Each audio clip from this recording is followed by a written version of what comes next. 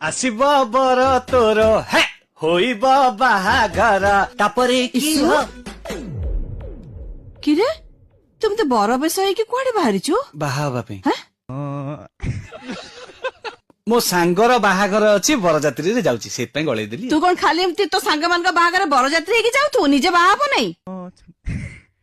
ଆରେ ଜେଜେମା ଦେହର ଟିକେ ଯତ୍ନ ନବ ନା ଆଉ ନହେଲେ ଆମ ପିଲା ଛୁଆ ହେଲା ପରେ ତାଙ୍କୁ ତେଲ ହଳଦୀ କିଏ ମାରିବ? ଆରେ ଭାଉଜ ଭାଉଜ ଭାଉଜ ଭାଉଜ ଭାଉଜ ପ୍ରଣାମ।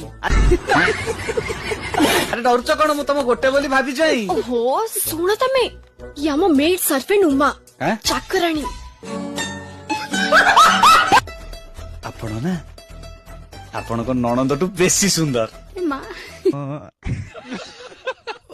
ये सुरदास आई लव हिम।